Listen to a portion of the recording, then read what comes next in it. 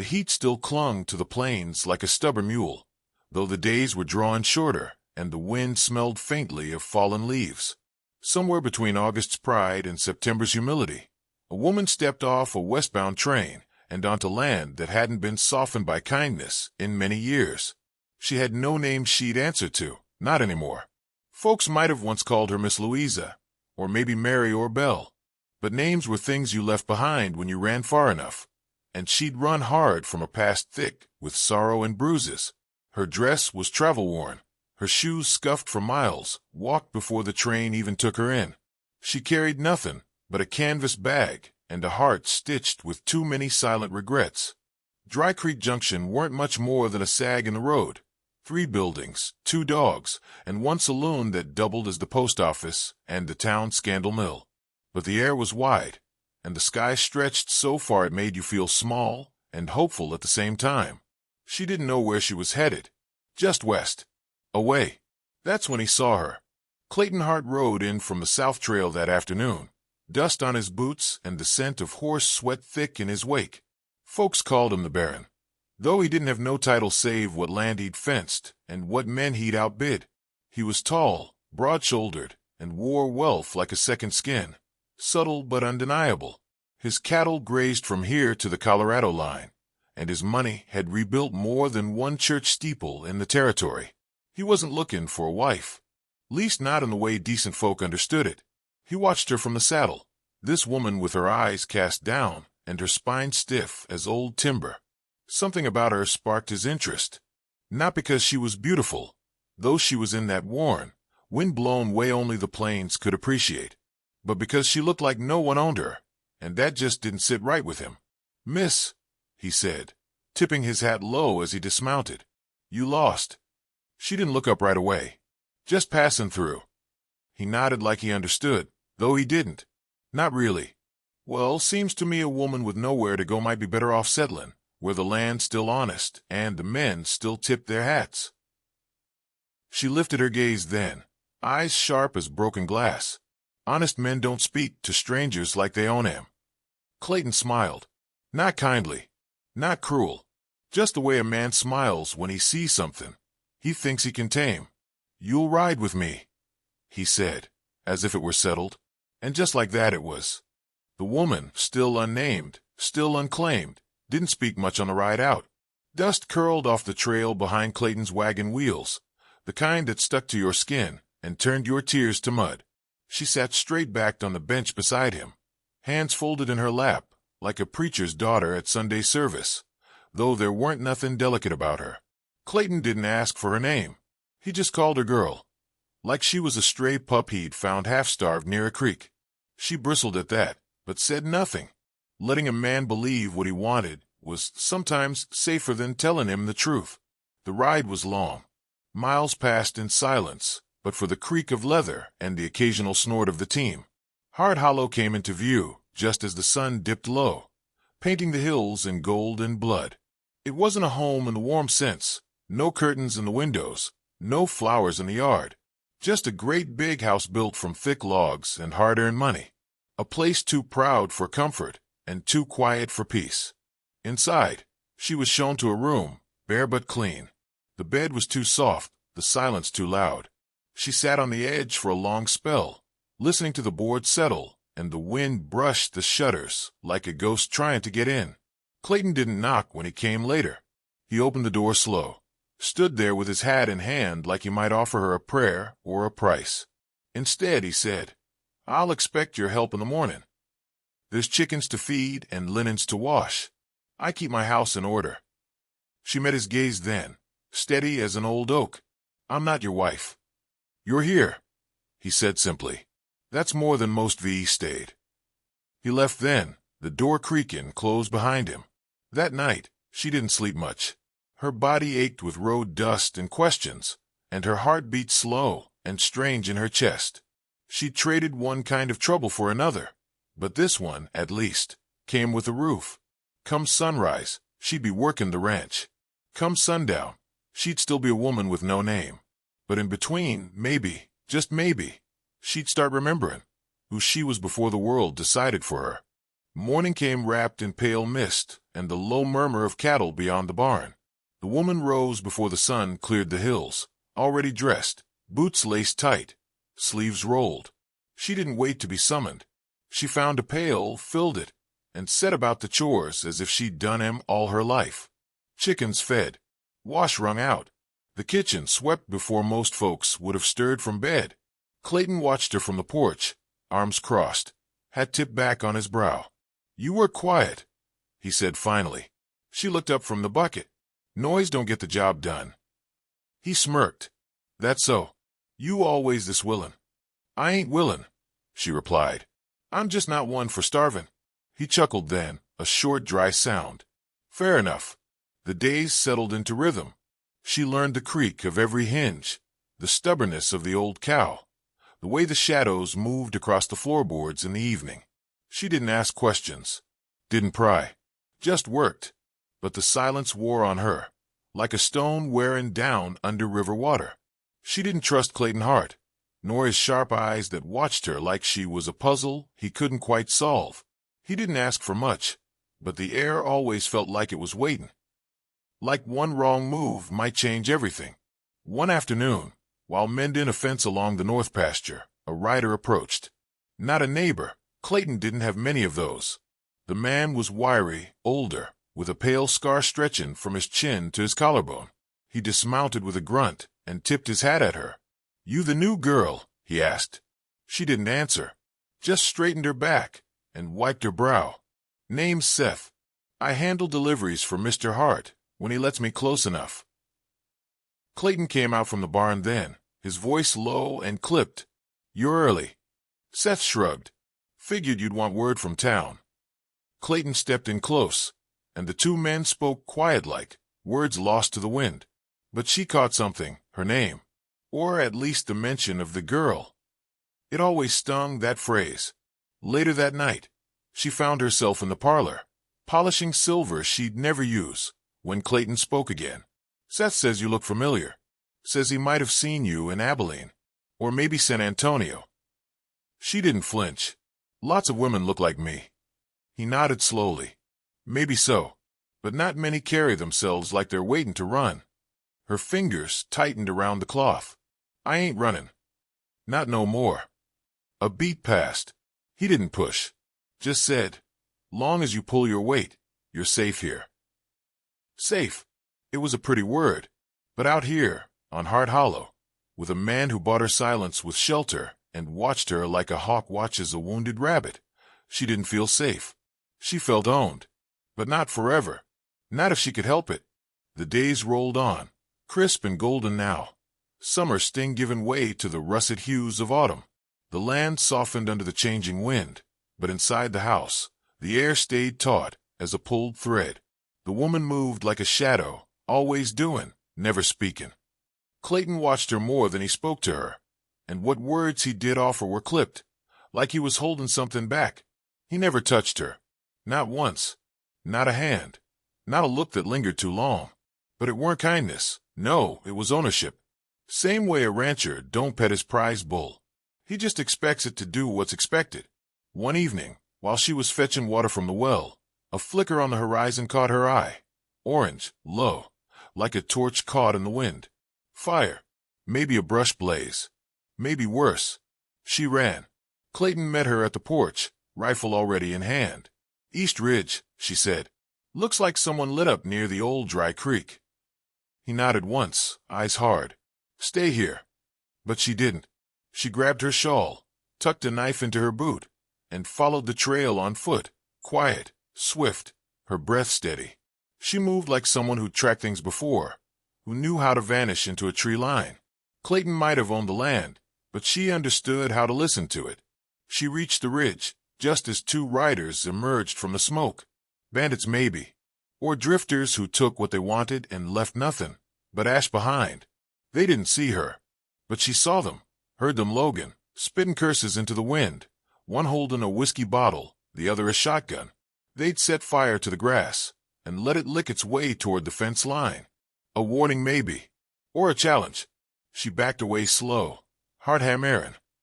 She needed to get back, warn Clayton, but he was already there, gun drawn, stance sure, eyes colder than mountain frost. She saw it in his face.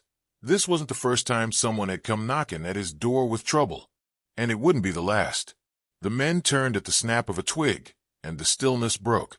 Gunfire cracked the dusk like a whip. When the dust settled, one rider lay twisted in the dirt, groaning. The other had bolted, leaving his friend behind. Clayton lowered his rifle. "You followed me," he said. She didn't reply. "You ever fire one of these?" he asked, offering the spare pistol from his belt. She looked him square in the eye. "I used to." He nodded. "Might be time to remember." That night, as the embers cooled and the wind carried the scent of scorched prairie, the woman stood at the edge of the porch, pistol in hand, eyes on the horizon. She wasn't running. Not tonight. The sun rose behind smoke the next morning, thin ribbons still drifting across the hills, like ghosts reluctant to leave. Clayton rode out early, saying nothing more than, "East fence needs walking." She nodded, but stayed behind. Inside the house, quiet pressed close. She poured water for the coffee, hand steady, breath slow.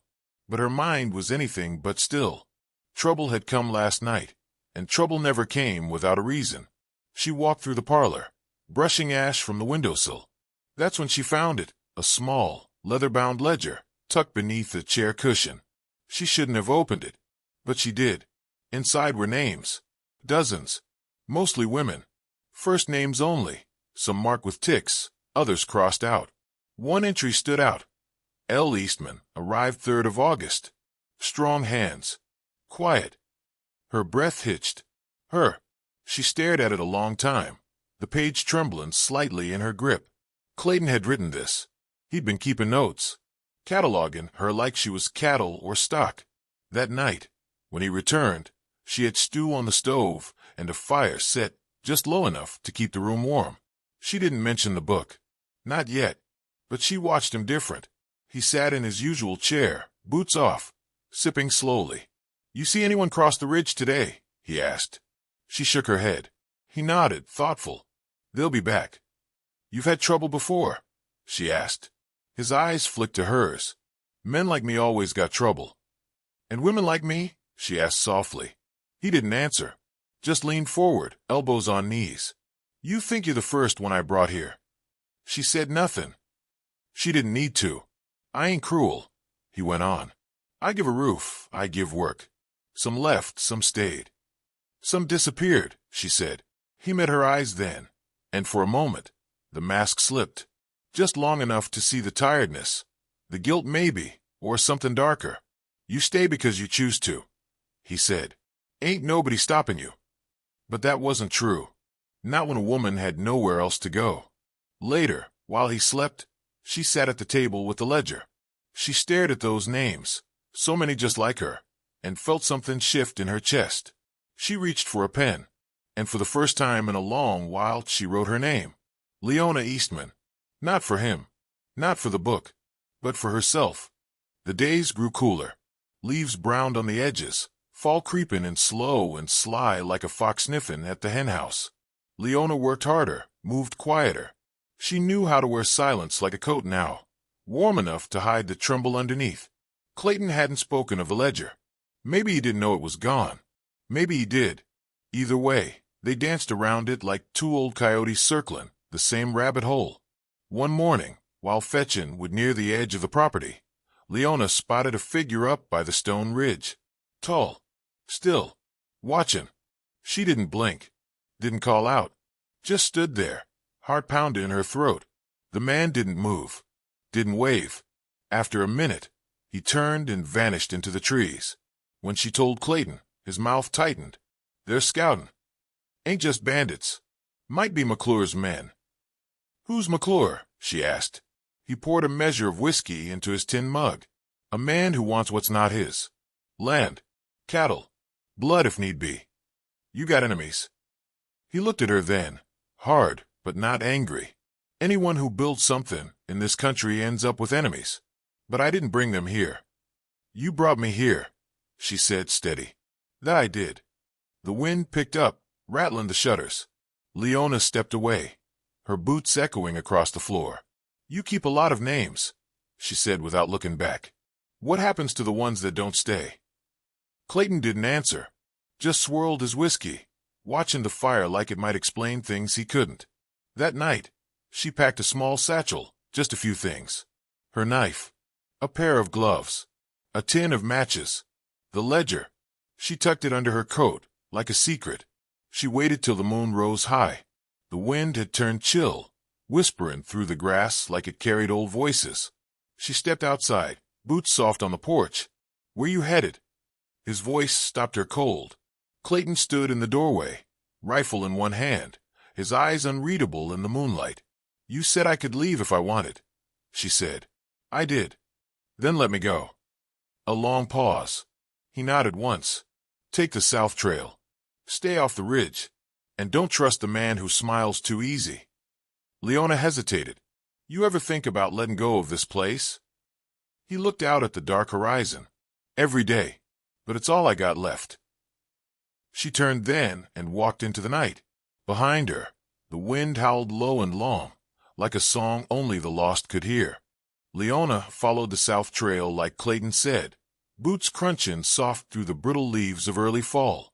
She moved quick but careful, keeping close to the tree line where shadows ran thick and branches could hide a soul if they needed to. She didn't know where she was going, just knew it had to be away. After near 4 hours walking, her feet sore and heart drumming in her ears, she stumbled on a small clearing with a stream cutting through it. There was a shack there, old and leaning, like it was listening for the next wind to finish the job. Smoke curled lazy from its chimney. Leona crouched low, watching. Then the door creaked open, and out stepped a man. He weren't tall, but he carried himself like a snake that knew it didn't need to coil twice. His coat was long, black, and dusty, and silver ring glinted on his left hand. He squinted into the trees and spoke like he already knew she was there. "You Hart's new ghost." She didn't move. "I seen you on his land 2 weeks back. You got his look on you, but you don't move like you belong to him." Still she waited, not answering. "Not yet." The man smiled, not kindly. "Name's Josiah McClure." The name hit her gut like a stone. Clayton's enemy. She stepped into view, slow and measured. "You been watching." "I watch all my interests," he said, nodding. "And Hart's place is getting mighty interesting lately, especially since he started bringing in women again." "What do you want?" He shrugged. "Same thing I always want. What's mine?" "I ain't yours," she said. "Maybe not yet. But you don't strike me as someone loyal to a man like Hart.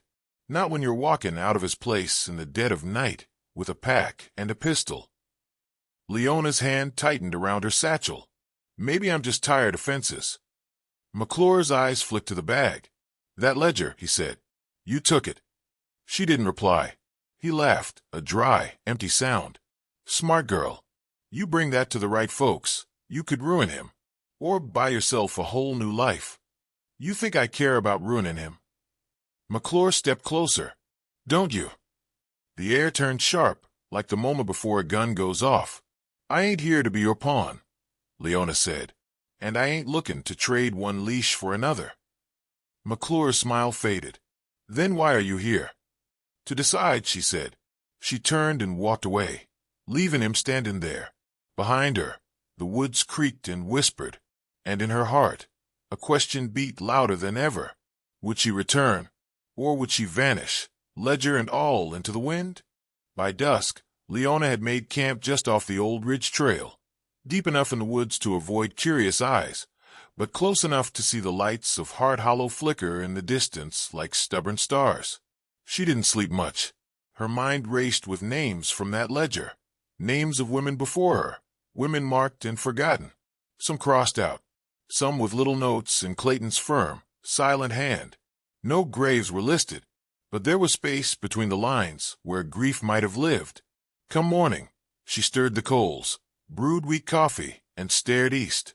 A choice lay in her lap heavier than any pistol: run far and vanish with the truth, or return and demand answers.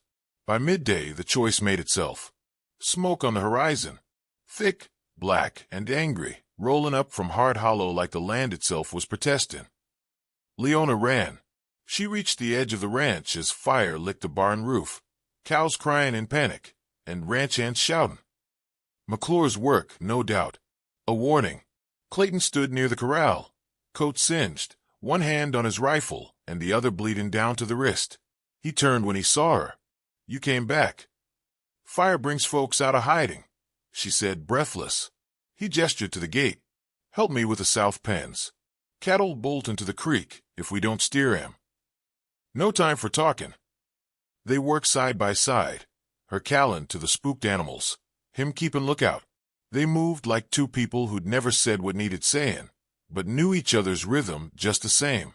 By twilight, the fire was mostly out, half the barn gone, fence scorched. But the house stood, and the land, scarred though it was, held. They sat on the porch steps, quiet, watching the smoke drift like ghosts toward the sky. "You saw McClure?" Clayton finally asked. Leona nodded. "He wants the ledger." "I figured. That's why I kept it hidden." She turned to him. "Why the names, Clayton?" He didn't answer for a while. Then, voice low, he said, "They came to me like you did. No place to go. Some stayed. Some ran. A few I failed." She studied his face. "So you wrote him down?" "So I wouldn't forget him." "You keep my name." "I did." Leona reached into her coat, pulled the ledger from inside, and set it beside him. "I'm not one to be owned," she said, "but I ain't heartless neither." Clayton nodded, not taking his eyes off the burning horizon. "I never wanted to own you. Just hoped you'd stay." The night closed in around them, smelling of ash and quiet reckonings. And still she stayed. For now. 2 days passed in uneasy quiet. The fire was out, but its shadow lingered, scorch marks on the barn timbers, smoke clinging to the walls of the house, like an old grudge. Leona worked without a skin, helped mend fences, tended to the horses that hadn't run off. She moved with purpose, but her eyes were always watching the hills. Clayton didn't press her, but he saw it. He knew she hadn't made peace. Not yet. One evening, she found him on the porch, fixing the leather of his rifle strap. The ledger lay open on the table beside him. He wasn't writing in it, just reading. "You think this makes you better than them?" she asked. He looked up. "No, but maybe it keeps me from forgetting how I failed." Leona crossed her arms.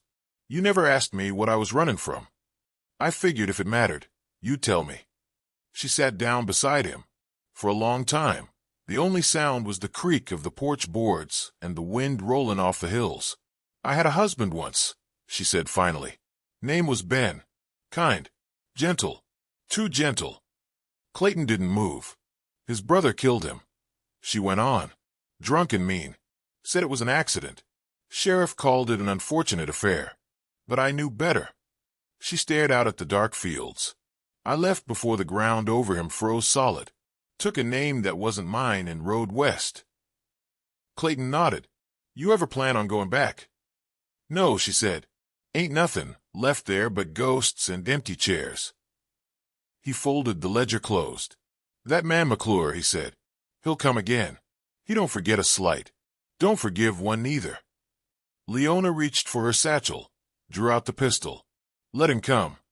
That night, she sat in the parlor while Clayton cleaned his guns by lamplight. The smell of gun oil and ash filled the room. Neither of them spoke much, but they didn't need to. Outside, the wind kicked up again. Dry, dusty, like the land was sucking in breath before a storm. And somewhere out there, past the edge of the fields, boots were stirring on gravel. They came before dawn. Riders, 5 of them, dark shapes against a pale horizon. No talking, no warning. Just the sound of hooves and a promise in their posture. Josiah McClure led em, his coat flapping in the wind like a vulture's wings. Clayton stood ready, rifle across his chest, eyes hard. Leona was beside him, pistol gripped tight, heart steeled not by hope, but by fire. "You sure about this?" he asked her. She nodded. "I didn't come this far to run again." The men dismounted without a word. McClure stepped forward, boots crunching slow through the dust. "Clayton," he said, "always knew your pride get you killed. You bring fire to my land and talk about pride?" Clayton growled. McClure smiled, mean and sure. I brought justice. You've been sheltering what's mine. He looked to Leona.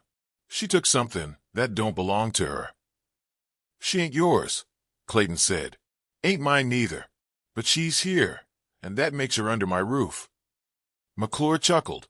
Then your roof's about to fall. The shot cracked the still air. Leona fired first, and the world turned chaos. Clayton dropped two before they hit the porch. Leona ducked behind the woodpile, squeezing off round slow and clean. She saw McClure go for his belt, but the second she did, she was already moving. The gunfight didn't last long. The land didn't allow for drawn-out battles, just swift, brutal reckoning. When the smoke cleared, 3 of McClure's men lay dead. One had run, and McClure himself was bleeding in the dust, breath ragged. Clayton walked over slow, rifle lowered. McClure looked up, sneering. You think this means you win? Clayton didn't reply, just looked down on the man, like a stone set in on a grave. Leona stepped forward. McClure turned his eyes to her, still defiant, even now. You'll never be safe, he spat. I don't need safe, she said. I just need free. Then she turned her back on him, walked into the dawn with the wind at her heels. Later, she buried the ledger out by the east ridge, under a cairn of stones. Not to forget, but to leave it behind. Clayton watched her work, arms crossed. You leaving again? He asked. She looked up, dust on her hands, sun on her face. No, not yet. He nodded once. The wind rustled the dry grass. Somewhere a hawk cried overhead. And just like that, life began again, quietly, fiercely, like prairie fire that don't ask permission before it grows.